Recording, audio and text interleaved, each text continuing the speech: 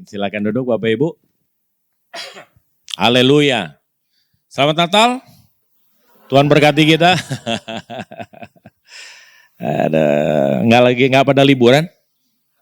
Ya, Gereja-gereja hari ini saya melayani beberapa kali. Banyak yang nggak terlalu banyak gitu, sepi. Kenapa? Karena udah pada liburan Bapak Ibu. Yang nggak liburan tuh ada dua, memang lagi capek atau bokeh, dua aja. Haleluya. Bapak Ibu, yang mau berhasil sukses di 2025, boleh angkat tangannya? Mau berhasil? Haleluya. Mau bahagia? Boleh lihat kanan kiri, bilang tahu nggak lu caranya? Lo iya Bapak Ibu, jangan salah, jangan ikut cara dunia. Kalau cara dunia nggak bikin Anda bahagia. Amin saudara. Coba kita buka Lukas pasalnya yang ke-11 ayat yang ke-28. Lukas pasal 11 ayat yang ke-28. Kita akan melihat prinsip paradoks daripada firman yang berlawanan dengan prinsip dunia. Lukas pasal 11 ayat yang ke-28. Oke, yuk kita baca sama-sama ya. 2, 3, apa katanya? Yang berbahagia ialah mereka yang mendengarkan firman Allah dan yang memeliharanya. Ayat yang 27 coba lihat. Kenapa Tuhan bilang gitu? Nih ya, kita baca sama-sama. Ketika Yesus masih berbicara, berserulah seorang perempuan dari antara orang banyak dan berkata kepadanya, apa katanya? Ibu yang telah mengandung engkau dan susu yang telah menyusui engkau. Yang berbahagia mereka yang mendengarkan firman, memelihara dalam, ini kan satu prinsip yang komunikasi yang selalu ada bahkan sampai hari ini. Kalau menurut sang ibu, itu yang namanya bahagia itu, dia bilang ibunya Yesus. Bahagia, kenapa? Karena ibunya Yesus itu punya anak, namanya Yesus, pengikutnya banyak, digadang-gadang calon Mesias. Mesias itu kalau awal pertama pengharapan daripada umat Yahudi, umat Israel, Mesias ini akan membawa keluar bangsa Israel dari penjajahan Romawi. Maka bayangin, calon raja, pengikutnya banyak, dicintai banyak orang, maka ibu itu ngelihat dan dia mulai bilang, waduh berbahagia ya kamu sebagai mamahnya Yesus. Sama kalau kita ketemu mamahnya Pak Prabowo atau mamahnya Pak Jokowi, ya kan kita kan pasti ngomong gitu ya. Nah kan aduh Bu, ya ampun ibu ini adalah ibu yang berbahagia. Kenapa? Karena punya anak presiden. Amin saudara. Tapi Yesus jawabnya aneh. Bu, yang berbahagia mereka yang mendengar firman memelihara dalam hidup. Loh aneh kan. Prinsipnya beda. Iya kan? Jaka sembung bawa. Iya. Nggak nyambung. Golok. Amin. Iya. Nggak nyambung. Kenapa? Karena ini apa hubungannya? Kenapa yang berbahagia mereka yang mendengar firman memelihara dalam hidup? Karena prinsip yang berbeda, pemikiran yang berbeda. Si ibu yang teriak berbahagialah mamamu ya Yesus, itu adalah ibu yang konsepnya bahagia itu karena apa yang ada di tangannya. Konsep duniawi. Orang itu bahagia kalau punya harta, punya jabatan, ya kan, punya koneksi, punya uang, punya tabungan. Itu orang-orang bahagia. Tapi kalau Yesus enggak. Bahagia itu hanya karena hal-hal surgawi. Siapa mereka yang berbahagia? Mereka yang mendengarkan firman dan memelihara dalam hidupnya. Amin Bapak Ibu. Saya yakin dan percaya Yesus ini kalau ngomong penuh arti. Yesus kalau ngomong pasti punya dasar. Dia enggak asbun. Iya, enggak enggak asal njeplak asal bunyi saudara. Kalau dia ngomong itu pasti ada background pemikirannya. Nah saya selalu kalau ada statementnya Tuhan Yesus, gitu, kayak aku mengutus kamu seperti anak domba ke tengah serigala. Saya akan selalu cari reasonnya apa sih Yesus ngomong begitu. Saya akan cari tahu apa sebabnya Yesus berkata yang berbahagia mereka yang mendengarkan firman, memelihara dalam hidup. Itulah pengajarannya. Amin. Supaya kita ini menjadi manusia-manusia yang mengerti bagaimana caranya berbahagia di dalam dunia ini. Ternyata waktu saya selidiki, benar dan sangat benar bahwa mereka yang cinta akan firman, mereka akan menjadi manusia-manusia yang berbahagia. Amin Bapak Ibu. Nah kita ini enggak, makanya orang banyak senang cari duit, enggak suka baca Iya, colek kanan kiri itu di Afrika. Kalau di Hermon enggak. Amin saudara. Semuanya cinta firman bukan. Amin saudara. Iya, emang ada yang cinta dunia? Boleh angkat tangan? Oh puji Tuhan, Pak Gembala aman kalau gitu. Bapak, Pak, yang berbahagia mereka yang mendengar firman, memelihara dalam hidup. Saya selidiki Pak. Paling tidak ada 3 alasan kenapa Yesus berkata seperti itu. Dan ternyata betul. Kalau kita menjadi manusia-manusia yang mendengar firman, memelihara dalam hidup. 4 alasan yang saya dapati di dalam Alkitab kenapa Yesus berkata yang berbahagia mereka yang mendengar firman, memelihara dalam hidup. Yang pertama, Matius pasal 4 yuk. Ayat yang keempat, supaya Anda tahu. Matius 4 ayat yang keempat. Hizkia, boleh dianterin sedikit itu minumannya. Iya. Diberkatilah engkau yang datang dengan air putih. Amin. Apalagi kalau kau datang pakai kelapa muda. Wah, lebih diberkati lagi. Air putih aja diberkati ya kan. Ya kita baca. 2, 3. Apa katanya?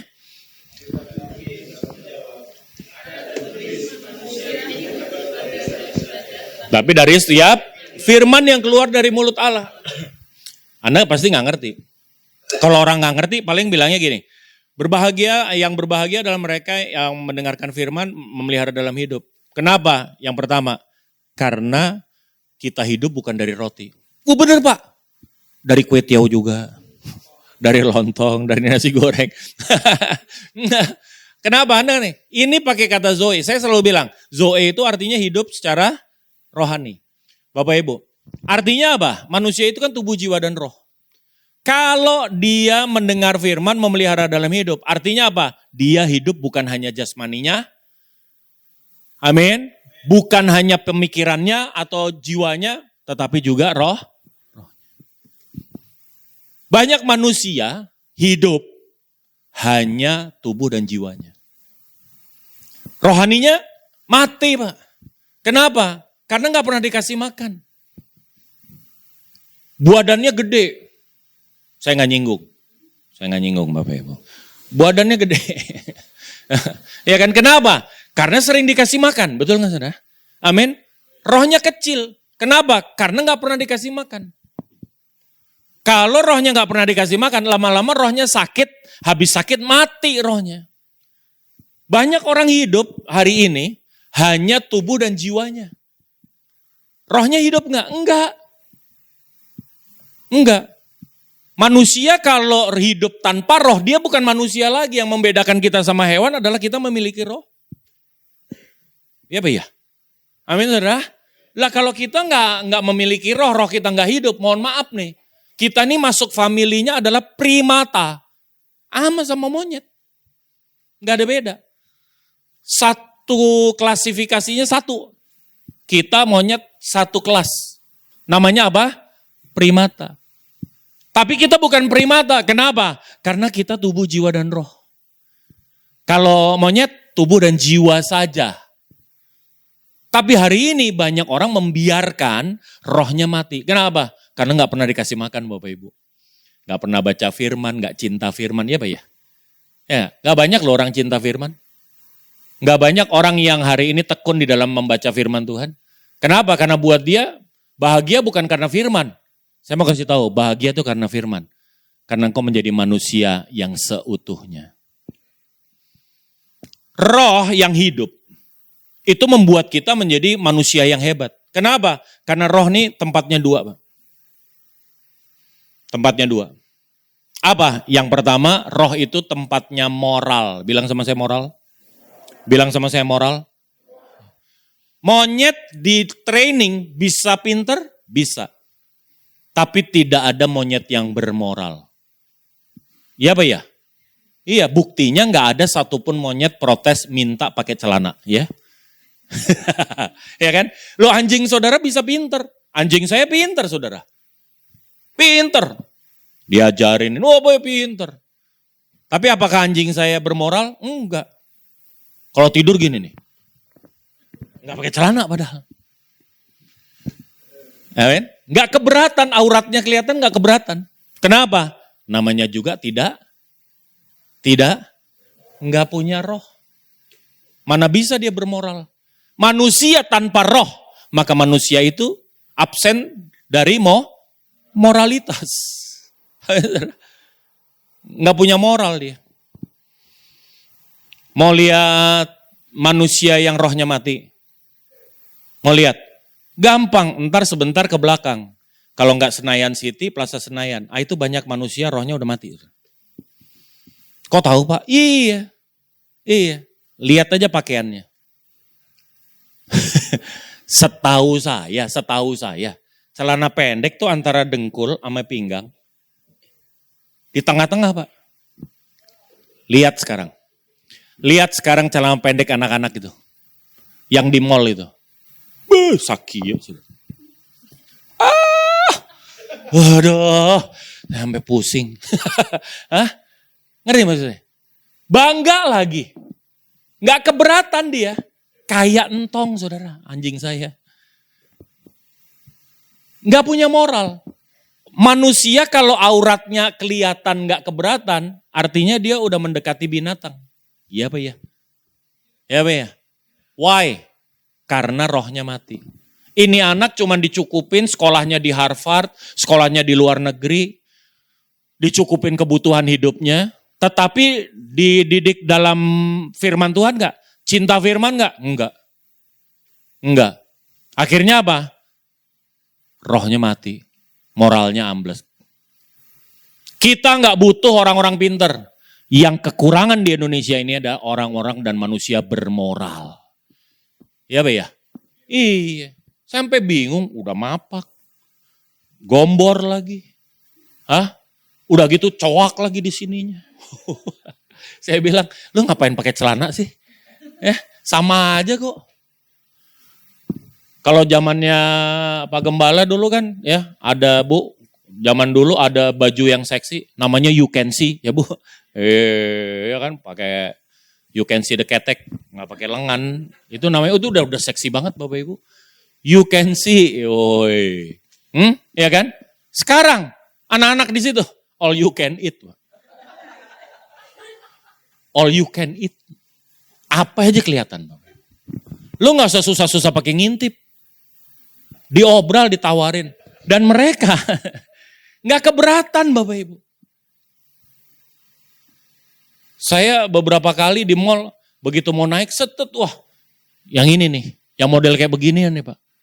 Yang gembor-gembor tadi tuh, naik duluan. Saya ntar aja deh. Daripada saya cungkil mata saya Pak, gara-gara berbuat dosa. Itu gila, lah kalau dia naik duluan Pak, itu sepantaran sama kita. Yang mengerikan, di gereja begitu. Nauzubillah bin Jalik. Di gereja Bapak Ibu. Saya pernah diundang, ingat saya di Natalan kapan tuh? JHCC. JHCC kan panggungnya tinggi. WL-nya sakia Pak.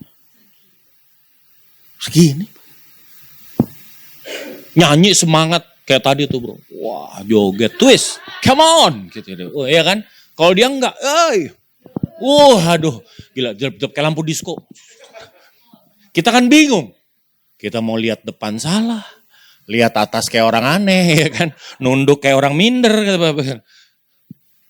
Kok begini sih? Yang saya sedih, ini anaknya gembala. Apa? Karena ini gembala modern, you know? Kan dengan alasan modern, dengan alasan kan cantik Pak. lu cantik mesti setengah telanjang, kasihan deh lo. Amin saudara. Amin. Orang itu kalau udah cantik, pakaian sopan juga dia tetap cantik. Amin. Kayak wanita-wanita di sini nih. Beri kemuliaan dulu ya Maria buat Tuhan. Prikitiu. Haleluya ya kan. Nggak usah pakai mini-mini baru cantik, kasihan amat. Kasihan amat Bapak Ibu yang dikasih Tuhan. Kenapa begini?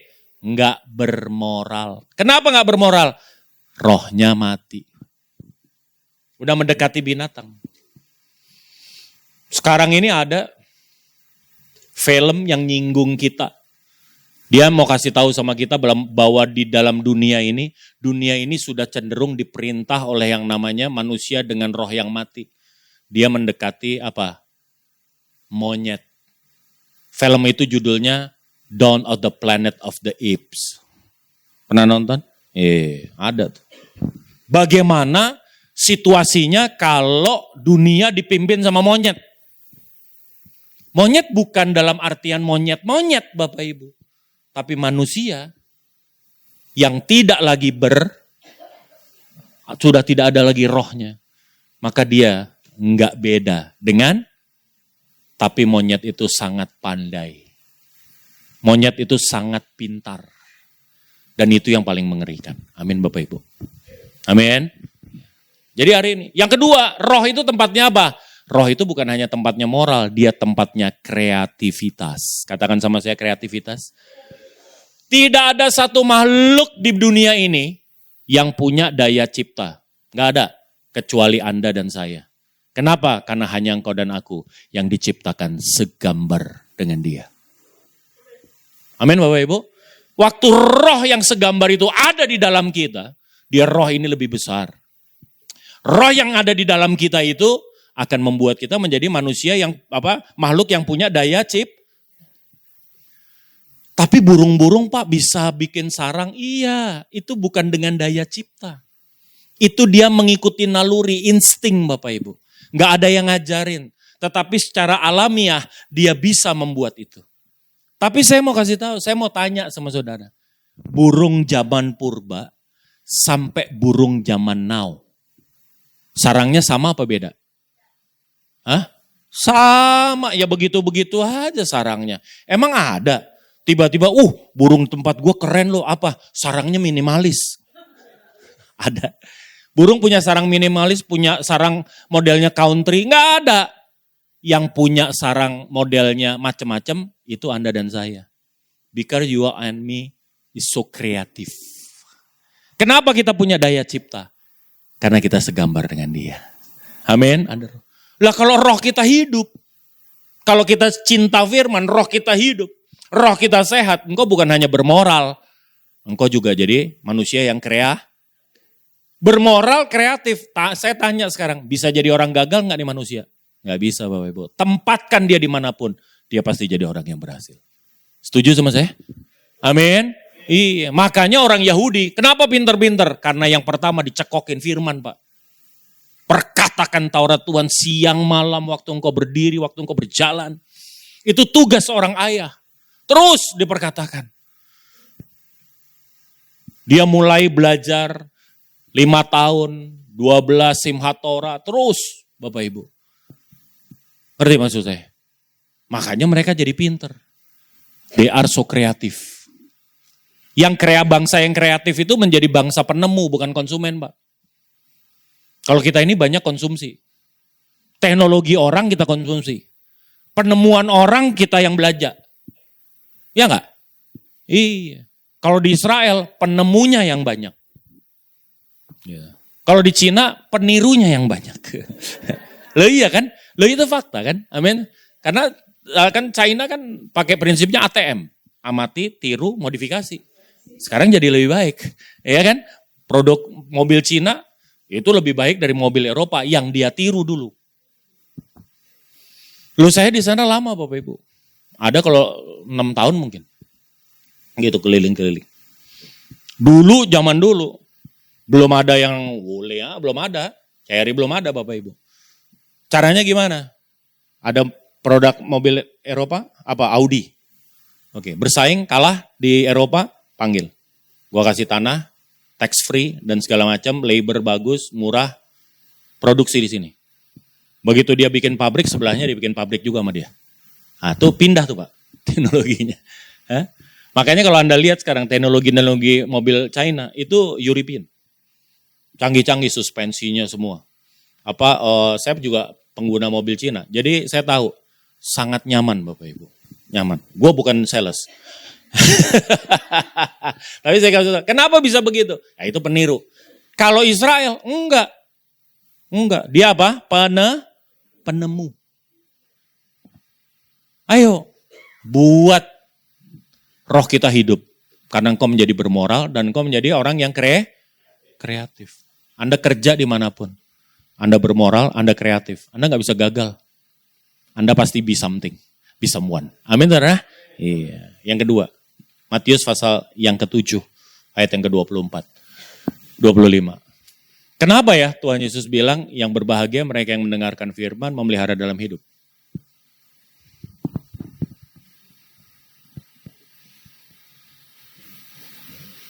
Udah ketemu Bapak Ibu? Yuk, 2, 3. Apa katanya? Aha. Mendirikan apa? Di atas batu. Terus? Kemudian datanglah banjir. Tapi ya rumah itu apa? Sebab yang kedua, kenapa dikatakan berbahagia? Karena manusia yang memelihara firman, yang cinta firman, dia akan menjadi manusia yang kuat. Amin, saudara? Iya, itu kan Tuhan Yesus. Kita punya kekuatan, kita selalu punya alasan untuk tetap berdiri dan bertahan.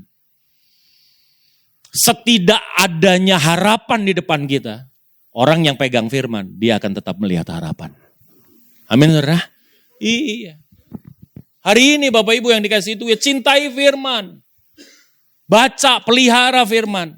Waktu engkau baca dan pelihara firman, engkau menjadi orang yang kuat. Orang boleh goyang kita, tapi kita gak akan goyah. Orang boleh serang kita, tapi kita gak akan goyah. Amin Bapak Ibu. Amin. Iya, karena kita tahu. Waduh, ntar depan begini, ntar tahun ini begini. Enggak. Selama Tuhan di pihakku, siapa lawanku? Amin saudara. Selama Tuhan di pihakku. Ini orang yang berdiri di atas firman. Dia gak akan pernah sendengkan telinganya kepada orang-orang. Orang boleh ngomong apa. Dia juga gak peduli orang ngomong apa soal dia. Karena dia akan ngomong, lu mau ngomong apa soal gua? Lu mau bilang gua gagal, lu mau bilang gua jelek, lu mau bilang gua gak ada gunanya. Tapi yang jelas Allahku berkata aku adalah biji matanya. Amin saudara, aku adalah orang-orang yang berharga. Ya kan? Aku adalah orang-orang yang diprogram sedemikian rupa. Masa depanku penuh dengan harapan. Amin saudara. Iya, itu akan jadi pegangan kita. Kita gak akan mudah hanyut dengan pengajaran-pengajaran dan orang-orang yang lain. Enggak. Kenapa? Karena kita punya dasar untuk tetap berdiri dan berharap. Makanya jadi pelaku firman. Ini yang ngomong Tuhan Yesus. Kalau engkau mendengar dan engkau merenungkan dan engkau memelihara dan engkau menjadi pelaku firman, maka engkau punya apa? Hidup dibangun di atas batu karang. Karena dalam hidup ini sudah jelas Bapak Ibu, enggak pernah dijanjikan bahwa hari itu akan terang terus. Bukan hari Saragi. Oh. Hari itu akan terang. Enggak ada janji bahwa tahun ini tuh baik-baik saja. Seperti tadi yang dibilang 2025, oh iya. Masuk 2024 juga, saya juga bilang, yang namanya makin tahun, dunia gak akan makin baik Bapak Ibu. Kenapa? Karena dunia ini bergerak di ranah natural. Dan yang bergerak di ranah natural, dia akan taat sama hukum kemerosotan. Ini yang namanya dunia udah makin hari makin tua Bapak Ibu. Anda sekarang makan sayur aja, nutrisinya enggak kayak 20 tahun lalu. Ini soil udah capek. Ini soil udah nutrisinya udah enggak lengkap. Makanya saya untuk anak-anak yang di panti, kita mulai create hydroponic, organic farmer. Untuk apa? Untuk supaya kita semua bisa makan sayuran yang nutrisinya masih penuh.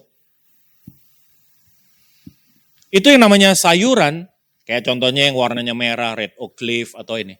tanam di soil kita. Belum tentu jadi merah. Dengan tidak merahnya dia itu menunjukkan dan menandakan bahwa nutrisinya tidak full Bapak Ibu.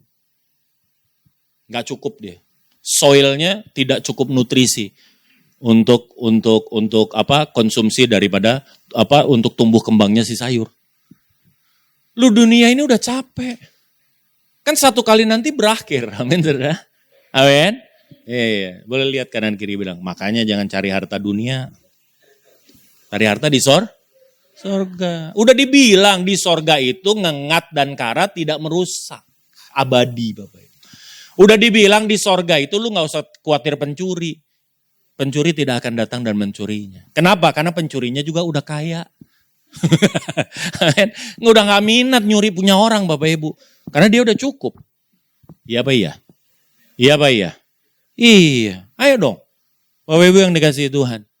Dunia ini udah capek. Yes. Banjir pasti datang. Hujan pasti turun. Badai pasti bertiup. Tapi aku berdiri di atas firman Tuhan. Dan aku akan tetap kuat bersama dengan dia. Amin saudara. Ayo jadi pelaku. Yang ketiga. Mazmur 119 ayat 105. 119 ayat yang 105. Yang ketiga. Udah ketemu Bapak Ibu? Ya, kita baca sama-sama. 2, 3. Apa katanya? Firman itu apa? Iya. Terang bagi jalanku. Yang ketiga. Kenapa kita dibilang berbahagia? Karena kita manusia-manusia yang hidup dalam terang. Orang yang paling mengerikan hidup dalam gelap, gak tahu arah. Coba, tiba-tiba ini mati nih. Gelap. Apa perasaan Anda? Gitu. Hah? Iya kan? Apalagi udah gelap, terus apa? Belnya bunyi, kring, kebakaran. Hah? Kira-kira gimana? Panik gak sih itu? Bohong lo gak panik, saya aja panik. Gelap Pak, gak tahu arah. Mau kemana kita lari? Makanya biasanya dikasih exit itu selalu dia, walaupun mati lampu dia berpendar, dia kelihatan. Di pesawat itu ada guidance.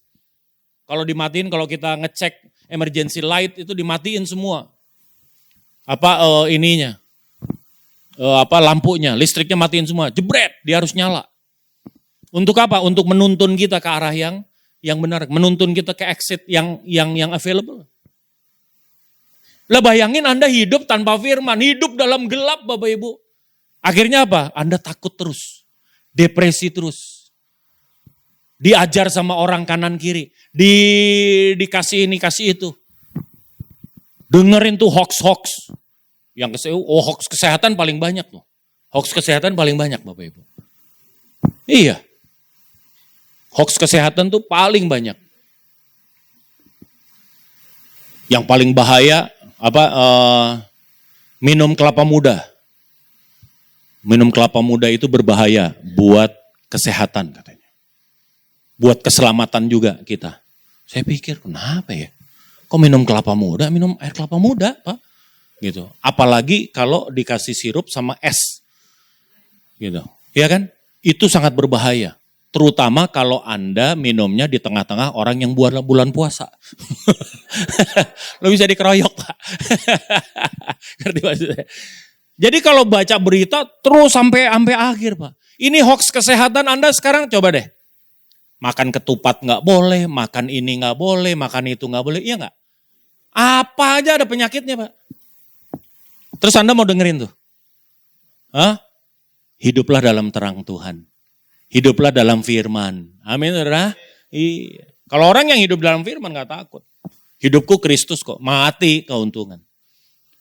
Mati siap. Dari tadi ada teman telepon. Selamat ya, kenapa lu selamatin gua? Jatah gua hidup udah kurang satu lagi nih. Kalau ulang tahun kan sebenarnya jatah hidup kurang satu ya. Amin saudara? Iya, belaga aja kita. Panjang umur. Belaga happy. Padahal di sininya buset. 56, bucet. 65, Barusan baru kemarin 17 tahun. Makanya kalau cewek, kalau saya doain ulang tahun, pasti gak mau ngomong. Udah gak usah ditanya, berapa Bu? Gitu, gak usah. Nggak bakal nanya, ada aja Pak. Emang ulang tahun keberapa? Banyak. Haleluya. Bapak Ibu yang dikasih Tuhan. Pak, ayo berdirilah di atas firman. Jadilah orang yang cinta firman. Amin. Engkau gak akan hidup dalam ketakutan. Kau tahu arahnya kemana. Dunia ini menakutkan, yes. Gak ada masalah. Tapi yang saya tahu, arah hidupku jelas. Yesus menyediakan tempat bagiku di rumah Bapakku. Amin, saudara. Iya. Jadi gak pernah takut mati, santai dalam hidup. Iya Pak ya? Amin. Iya, saya selalu bilang, gak takut naik pesawat? Enggak. Ya, naik pesawat aja. Ntar kalau jatuh ya paling ke bawah. Amin. Kan gak ada jatuh ke atas ya kan. Jatuh ke atas lebih ngeri loh, masuk luar angkasa. Anda ngambang gak jelas loh Bapak Ibu. Bapak Ibu yang dikasih Tuhan, stop. Gak usah lah. Udahlah. Kalau kita udah gak kepake di dalam dunia, udah gak ada tugas, pulang Pak. Udah pasti Pak. Amin. Ngapain kita lama-lama di dalam dunia. Loh ini ada anak-anak saya bilang sama mereka nih bertiga. Gitu. Dedi kalau lihat mama, bukannya kasihan. Kenapa? Iri. Kenapa dia duluan gitu. Amin saudara, enak dia sekarang. Udah ada bersama dengan Bapa di surga. Amin saudara. Udah enak, udah istirahat. Nah kita ini loh, masih berjuang sama ini, berjuang sama itu. Iya enggak? Iya enggak Bapak Ibu? Amin? Iya. Tapi jangan bunuh diri ya. Jangan bunuh diri ya. Jangan pernah berpikir bunuh diri. Orang kalau bunuh diri, masalah yang sementara, ya kan, dirubah jadi masalah itu kekal. Udah jangan. Udahlah, yang namanya masalah dalam dunia ini ada expiry. Ada expiry date-nya. Nggak ada yang kekal. Kesenangan nggak kekal, kesusahan juga nggak kekal. Amin, saudara? Iya, sudah. Dan hidup kita juga tidak kekal. Jadi gimana? Firman membuat kita tidak hidup di dalam ketakutan. Kita tahu kemana arahnya. Amin, saudara? Yang keempat, kita lihat di dalam 2 Timotius. Pasalnya yang ketiga, ayatnya yang ke-16. 2 Timotius, pasal yang ketiga, ayatnya yang ke-16. Udah ketemu? Ya, kita baca sama-sama. Apa katanya?